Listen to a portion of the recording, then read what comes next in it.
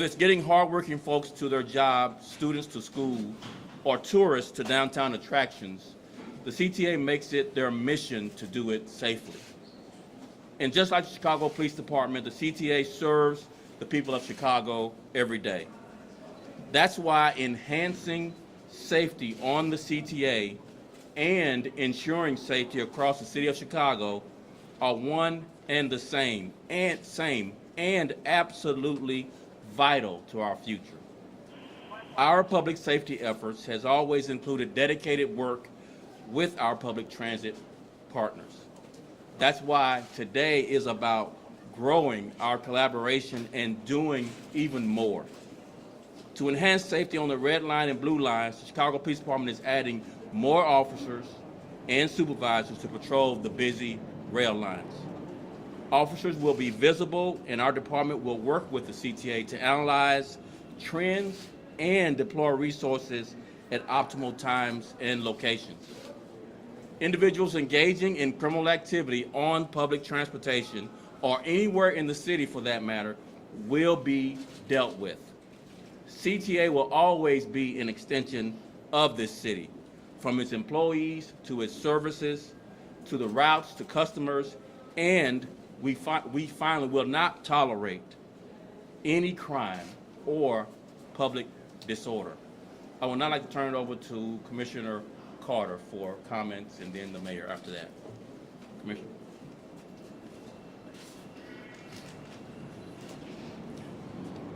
Thank you, Superintendent. Good afternoon, everybody.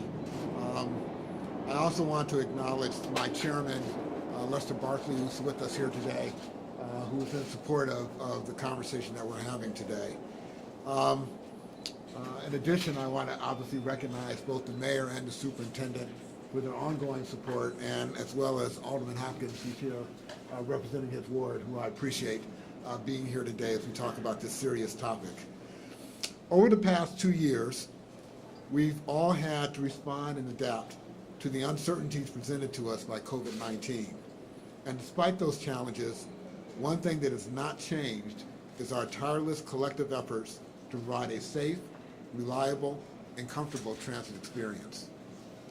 As you know, throughout the pandemic, we ran as much service as possible to help ensure that Chicago's essential workers and those without other means of transport could get to where they needed to go without hesitation. Sadly, unfortunately, because there are fewer riders on the system for a long stretch of time, this in turn has led some people to feel a little bit more emboldened to engage in unacceptable behavior on CTA. I'm here today to tell you that that is something we will not accept. To our CTA riders, I want you to know that we are aware of how some of your riding experiences have changed and that we are committed to making it better. I'm pleased to share with you that earlier today, the Chicago Transit Board approved 2 new contracts for unarmed security guards, which will more than double the resources that we have to provide security on CTA. As a result of that effort, we'll now have unarmed uniformed security guards patrolling rail stations across the system, but also have enough resources for targeted teams to be deployed and travel on both our buses and our trains. We believe that having a visible presence of guards is an important deterrent to misbehavior and also helps demonstrate our commitment to addressing our riders' concerns. In addition, the guards will also receive training about CTA operations so that they can assist customers with general questions about service. We believe that unarmed guards provide an added layer of eyes and ears out on our system and can quickly report emergencies. We also believe that it will help deter incidents of misbehavior and assist the Chicago Police Department as needed. For more than 2 decades, the CTA has used unarmed security guards. Security guards are a key component of our multi-pronged approach for tackling crime on our system, which also includes our extensive security camera network that boasts more than 34,000 cameras on buses, trains, and across our entire system. And of course, our work with the Chicago Police Department, which is the lead entity for law enforcement on our system. Today's announcement is the latest example of how beneficial and collaborative CTA decades-long partnership with CPD is, and that together we have shared a commitment to provide a safe and comfortable public transit experience for everyone. I'm proud to be a partner with Superintendent Brown and endorsing and pursuing this effort, and I look forward to working with him and his team collaboratively as we address this problem on CTA. And with that, it is now my great pleasure to introduce Mayor Lori Lightfoot. Mayor. Good afternoon, everyone. Thank you, Superintendent Brown and President Carter. As you've heard, today is about addressing some additional resources that we believe are important and necessary to make sure that all lines on the CTA transit system, the rail lines as well as the buses, are as safe as possible. I want to start, though, by thanking President Carter and the team at the CTA. I want to remind everyone that the Chicago Transit Authority was the only large metropolitan system that continued to function throughout the pandemic. That's an important point because we knew that it was important for workers and other commuters to be able to get back and forth through the city who didn't have the luxury of staying home and doing remote work. Now, as we're seeing ridership tick up, as the city is opening back up because we're in a better place, we're seeing businesses start to call their workers back downtown. We want to make sure that the transit experience is not only safe, but clean and something that we all can be proud of. Our transit system connects each of our 77 neighborhoods, helps us remove barriers to access by getting residents where they need to go in time in a way that is simple and still very affordable. For decades, the CTA has provided that world-class system for our city and has worked day in and day out to ensure this system not only functions properly, but goes above and beyond as it connects each of our communities through buses and rail. We have a number of incredible initiatives planned to enhance the efficiency and accessibility of our transit system even more. But none of that will matter if CTA customers don't feel safe taking public transportation. Recent CPD data shows that violent crime on the CTA is up this year in comparison to the same period last year. I will tell you, and I know all of us agree, that is simply unacceptable. So we are taking the steps that are necessary, following the data, and making sure that there are enhancements. That's why I'm proud to share that the CTA has partnered with the CPD to enhance safety on the busy red and blue lines. To do so, CPD is strategically adjusting resources from within its Bureau of Counterterrorism and will have dedicated gang and narcotics teams investigating crimes on the transit system and patrolling the busy rail lines. In addition, CTA, as you just heard, will further promote safety and comfort during commutes by expanding its use of unarmed contracted security guards. You heard it from the superintendent, you heard it from President Carter.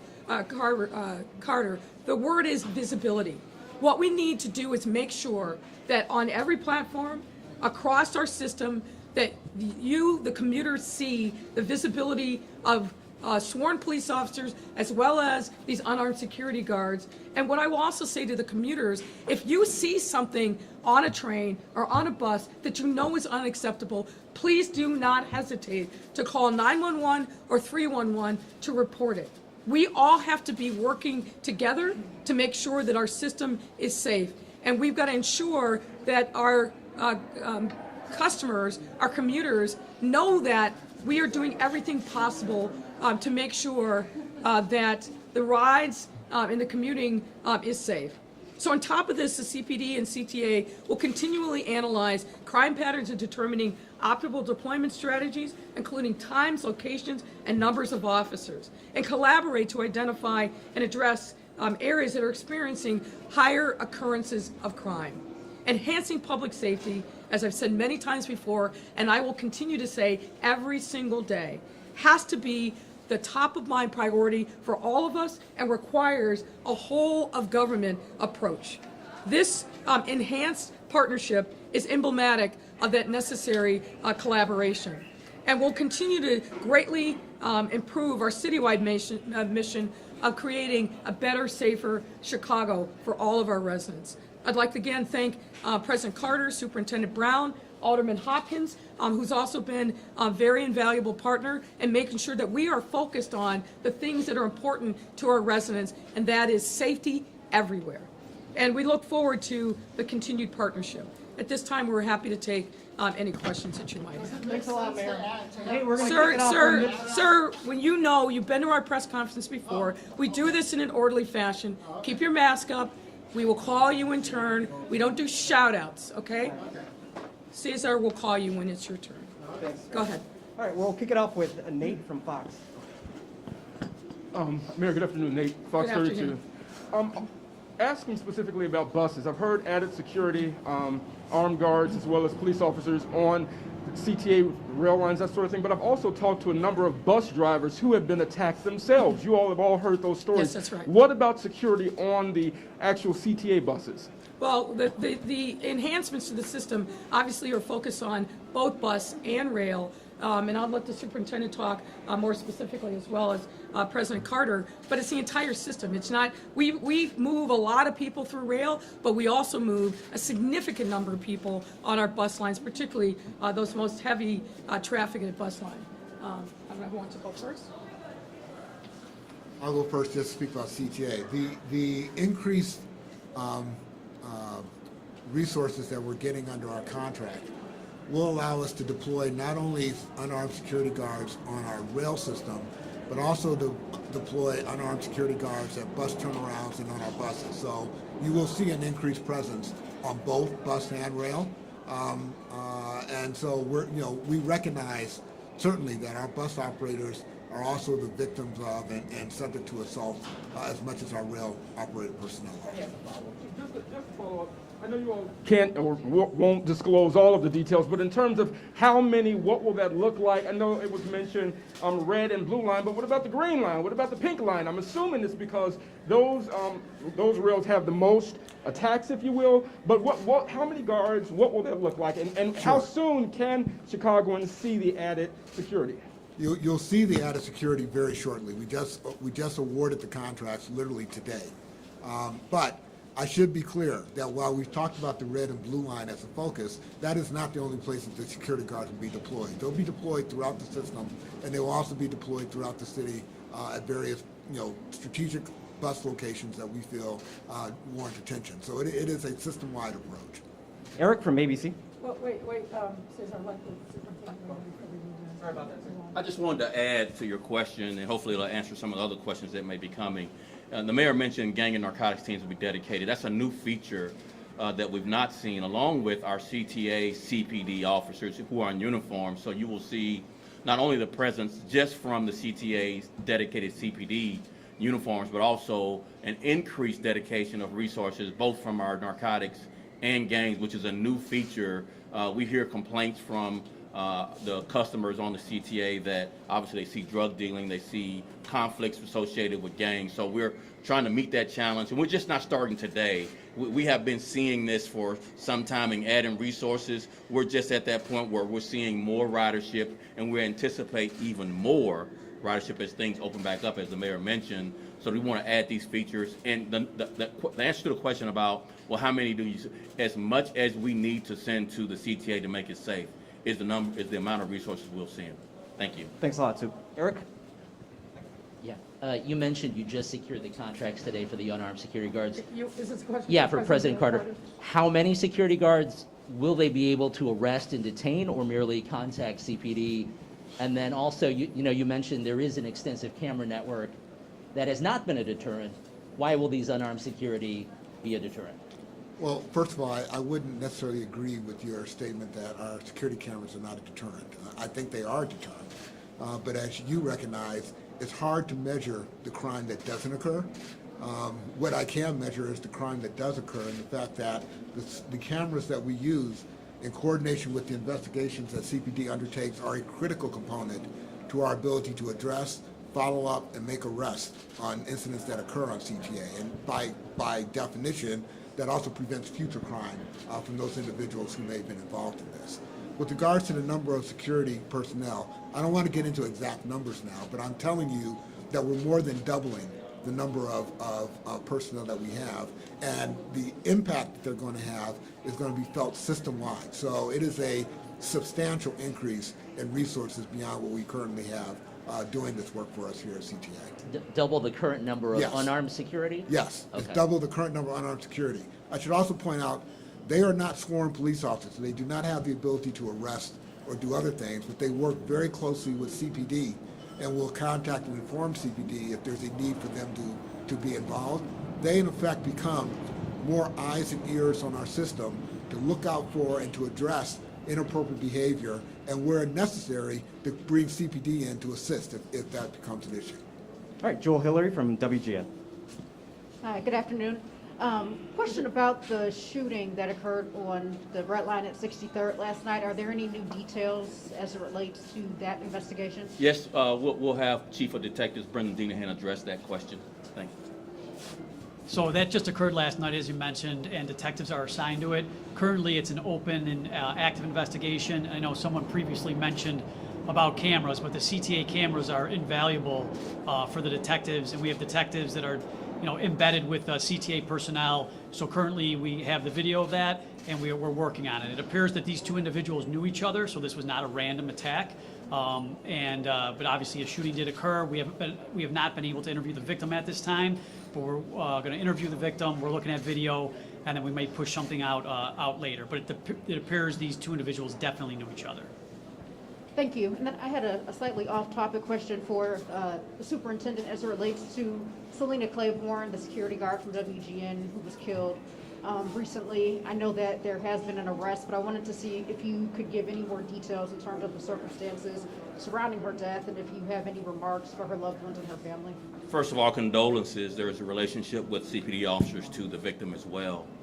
And so condolences to the family. Obviously, we are grieving with this family, and we are doing everything we can to hopefully bring some small measure of closure to the family with this arrest. But apparently the victim, as we've already recounted, was just trying to get gas and was confronted. Altercation ensued, and the victim was shot and subsequently passed from the shooting. The two individuals, one a juvenile, one an adult. I believe the juvenile is going to be charged as an adult, but we're awaiting that in court. Were caught subsequent to the incident happening. And again, I would just say the efforts of our officers is just extraordinary given the challenges that they face in closing these cases as quickly as they had. We're seeing a 60% clearance rate on homicides right now, which is higher than we've seen in the recent past at least. But again, the deepest condolences to the family is really our utmost concern right now, to make sure that we do all we can to bring the criminal justice system down to bear on these offenders, to send not only a message for these offenders, but to others that will commit violent crime in this city. Thanks a lot, Sue. Edith from Telemundo. Beside the safety, I was talking with a few customers from the CTA, and they also mentioned that other of their concerns is the homeless, that apparently they're more homeless, and also apparently they're using a couple of trains as a bathroom. That's the way that they say it. So your question is about homeless folks that are on the And they- trains. This has been a consistent, I'm sorry? This has been a consistent challenge for the system really throughout the pandemic. We have spent an inordinate amount of resources doing outreach with social services organizations led by the Department of Family and Support Services throughout the pandemic. One, because obviously we're concerned about the health and well-being of homeless folks everywhere, but particularly in our system, making sure that they had access to care, to testing, and then doing everything we could to transition them from the trains to supportive housing. And while that work is ongoing, I think as we see more people return to the system, we're going to see less and less of those challenges. But it is a challenge. I'm not going to tell you that it isn't. And I know, President Carter, if you want to address that issue as well. No, I think the mayor summed it up quite accurately. I have described the homeless problem as one of the most complex and challenging problems I've had to deal with in my career in public transit. And I should point out that it's not unique to CTA. This is an issue that's happening to transit systems all over the country. I think the mayor is correct. The strategy that we're deploying, which is to really try to get social services more involved on CTA, to provide them support, to help them deal with their challenges and hopefully get them into a better situation than being on public transit, I think is the solution. I think it's also safe to say that there's nothing good about living on public transportation.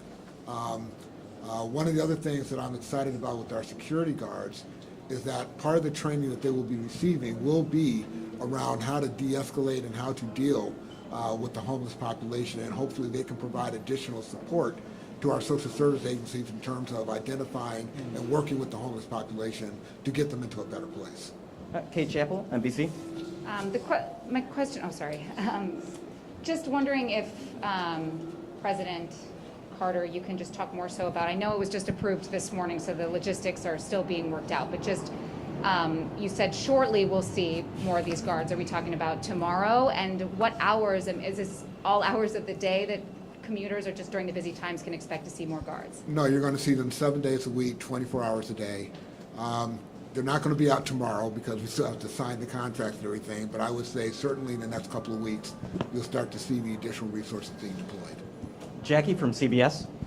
Yeah, okay. I just want to make sure I sort of understand correctly, but will CTA riders see CPD officers on the trains, on the buses, and these unarmed private security guards, or is it the unarmed security guards who will actually be riding the trains and buses, CPD officers more so on platforms and end stations? So I'll take the CPD portion of it. So you'll see CPD resources on the trains. We'll actually have a operation that deals with buses as well, where you'll see officers in and around and on buses that have been problematic. We're running criminal statistics to give us some leads on, where are the peak crimes, when they happen, locations, days of the week, time of day, et cetera. But also on the platforms, on the trains as well, working in coordination with the unarmed security. John from Street Squad. So in New York, which has a much larger transit system than Chicago, they just announced that they're spending $100 million to put platform doors at all their stations. Yeah. So that keeps people from going onto the tracks, get their phone. We had someone in Chicago die that way. Last fall, we had a woman who was visiting for the marathon get randomly shoved onto the tracks by a person with mental illness. Mm-hmm. They also help prevent suicides. They allow the trains to run faster. Is that something you would consider doing? Well, I'll start and then I'll pitch it to President Carter. Obviously, we're always looking for ways to make sure that the system is safer. Watching with great interest what the folks in New York are doing. But, I think we've got to make sure that we are shoring up our resources here in the first instance. But I'll pitch it to President Carter now. I think the short answer to your question is yes, we are looking at that same situation. One of the things that we've recognized over time is that technology for dealing with this kind of a problem is ever evolving.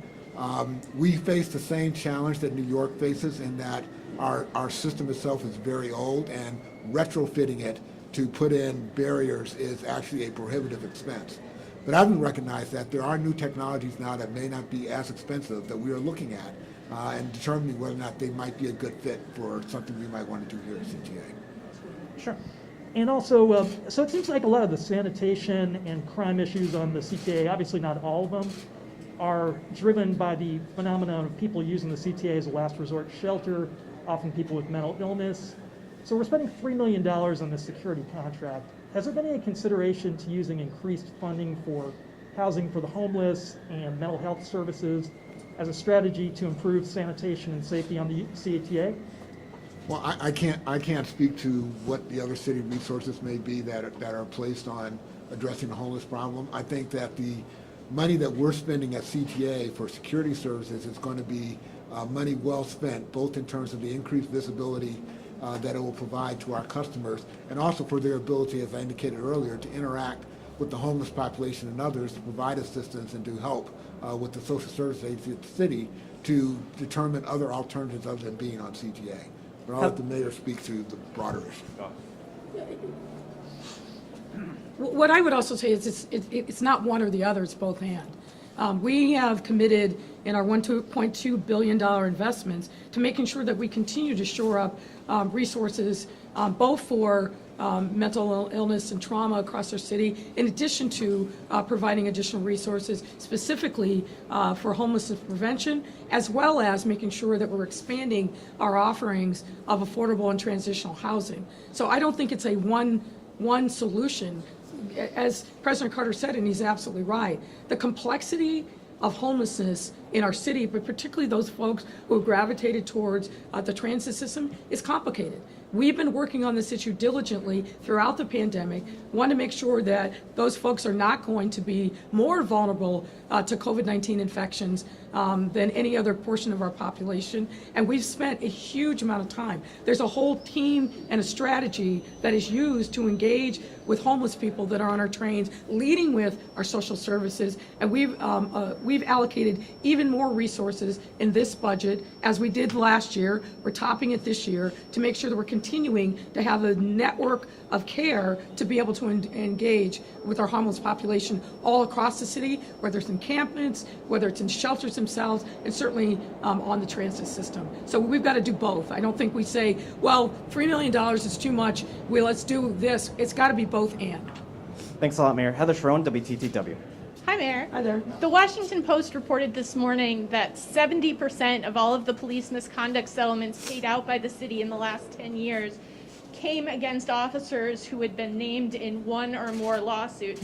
Is the city doing a good enough job preventing officers from committing multiple acts of misconduct at the expense of taxpayers? Well, obviously I can't account for what happened over the last 10 years, since I haven't been mayor yet for 3 years. But I can tell you it's a specific focus of mine. You know this, given my background, both as a president of the police board, as also the leader of the Police Accountability Task Force, and now as mayor, we've made a priority on making sure that we're doing everything we can to provide much better training, because we think training really is a key to reducing the incidences of actual misconduct that may be alleged or committed by Chicago police officers. To me, training is absolutely the key.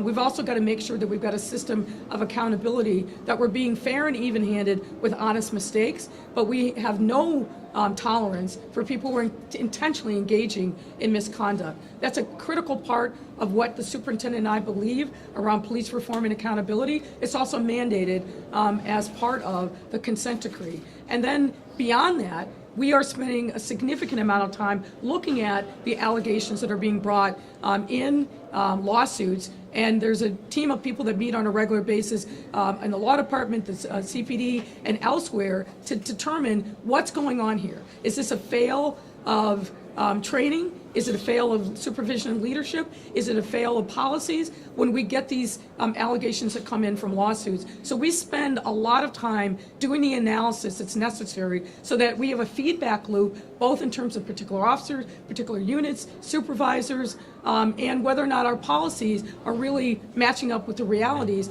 of what's happening on the ground. I don't know, Suf, if you want to add to that or not.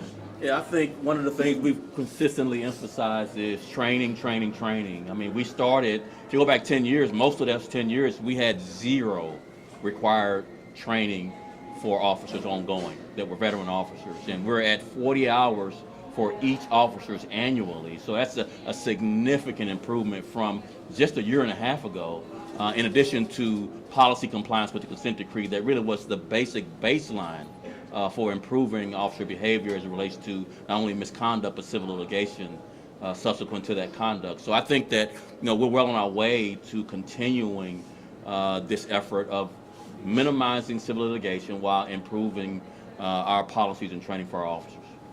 And I have a question from Greg Pratt of the Tribune for the mayor. Can I just add? I think it's also important for us to kind of step back. This is probably the most challenging time in the history of policing in this country to be a member of the police. Everything that they do is hyper scrutinized, because people are walking around with literally, incredible cameras on their phones everywhere. We were talking about the camera system in the CTA. We have a network of cameras all over our city that help us, but also magnify events that happen. It's really hard to be the police now.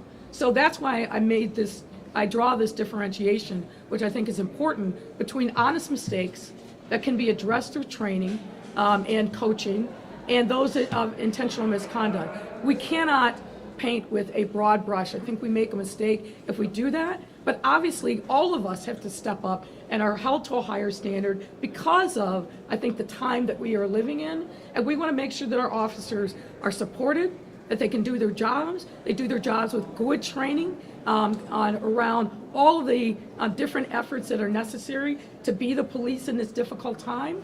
But also, again, if we're seeing a pattern of misconduct, that we jump on it as quickly as possible. So we don't continue to see what we've seen over the last 10 years, almost $1 billion in payouts and settlements, judgments, and attorney's fees. That money would be better spent, obviously invested in our neighborhoods and on other things that help strengthen our city. And Greg Pratt wanted to ask about the lawsuit filed by the former Park District lawyer.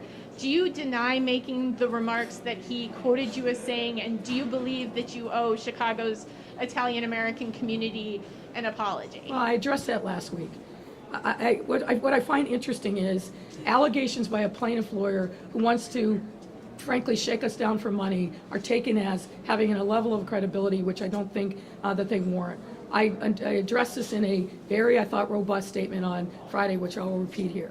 I don't normally comment on pending litigation, but I am deeply, deeply offended and reject as ridiculous the allegations that are in that lawsuit, and particularly any suggestion that I hold animus towards Italians or Italian Americans, because nothing could be further from the truth. I said this on Friday, which Greg Pratt knows. I'm not going to comment any further on this pending litigation, but I'm 1,000% confident that when the facts come out in that lawsuit, that the words that I've uttered today and the statement that I made on Friday will be fully vindicated. Thanks, Mayor. Meyer from ABC. Superintendent Brown, I think the mayor addressed this, but I just want to be sure, are the officers you're adding for this effort coming from any specific unit, or will it require any kind of overtime of all your officers? So here's how I put it to our officers in the Counterterrorism Bureau. You own the CTA. It's not an extra thing you got to do. It's part of what we should do, is make the CTA safe for all Chicagoans, and to include tourists and other visitors that we have. So again, part of the job for the Bureau of Counterterrorism, what's different is the effort for narcotics and gang units to be a part of the presence and the activities that our police officers will conduct, both in an undercover plainclothes capacity and in a uniform capacity, and throughout the CTA system, not just red and blue lines that has seen an uptick in crime. And I just want to back the context of this up. These last 8 weeks, the first 8 weeks of this year, we've seen an uptick. But last year, 11% decrease in crime on the CTA. So, we're getting on top of this. We recognized it at the beginning of the year, but we're continuing to evolve our efforts to meet the challenge of public safety on the CTA and across the city and neighborhoods. Thanks a lot, Sue. Josie from the Sun-Times. Yeah, so who made the decision to pull the officers who made the arrest involving Chief Talley's car from the street, and why? I made the decision. We forwarded the investigation to the Inspector General. We are not commenting any further on the investigation. The why is, until we fully understand all of the conduct of every officer involved, is why we pulled them. And we'll take whatever action the Inspector General's report reveals. Is it common to drive a car to a police facility and then bring it back to the scene of an arrest without being impounded? So I'm going to say it again for the back of the room. We're not commenting any further on the investigation until the independent body, the Inspector General's officers, conducts the complete, full investigation. It would be inappropriate to comment, to innuendo, to gossip or rumor, because that's what this is. Until the Inspector General's investigation is complete, all of it is conjecture, innuendo, gossip, and rumor. And we should refrain from that until all of the facts are revealed by an independent body, the Inspector General. Thank you. Superintendent, Mayor, thank you. That's a wrap, everyone. Appreciate it. We got a question here. Thank you very much. I can hold it. Do you want me to wear my mask while I'm? Oh, okay. Sorry about that. So, Mayor. I'm just going to tell you, you're blocking one of the cameras. Well, I'm asking a question if you don't mind. Okay. Do I wear a mask while I'm asking a question? Is that okay? Mayor Lightfoot, during the out-of-control race riots in Chicago in 2020, you were seen marching around with a fist in the air, You were heard making anti-police comments. Now we have violent criminals who believe that they own the streets of Chicago. We have experienced police officers who have actual on-the-street experience arresting violent criminals, just throwing up their hands and retiring early. Is there a question, sir? Yeah. Do you feel What that is you it? are? Let's get to it. Do you feel that the citizens of Chicago who have lost faith in you are correct and that you should retire immediately? So there's a lot. There's a lot of misstatements in what you said. Okay. There were no out-of-control race riots in the city of Chicago in 2020. So what And we're sir, talking about- sir, let me just. You asked your question. All right. If you want an answer, you make a speech, but you don't want me to respond. So now I'm going to respond. Okay. Your characterization of what happened in this city in the summer of 2020 is a gross characterization of what actually transpired. So I don't even know where to begin to start to deconstruct the myths and the facts and the outright mistruths in your statement. We had a challenging time in the summer of 2020, as did almost every city in the country. Our officers responded to a historic civic outcry. And as you remember, during that time, we had three things that were happening. Peaceful protests that got hijacked by vigilantes who tried to disrupt and came for a fight with the police, and we saw that play out, unfortunately, way too many times, as well as organized gangs and criminals that were engaged in retail thefts. I think the police department rose to the occasion and handled this unprecedented circumstance as best they could. And once again, sir, you're blocking a camera, but I guess you don't care about that. So I think that's probably as much as your question warrants. Thank you all. Thank you, Mayor. Thank you, everyone. Have a great one. Thanks, Mayor. Thanks, Super. Mayor Lightfoot, why don't I get to ask the second question?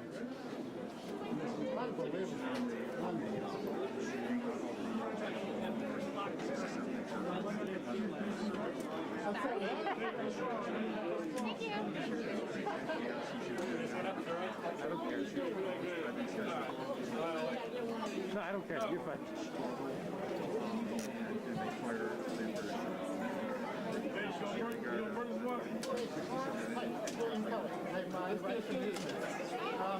Welcome to Chicago. I feel like I should welcome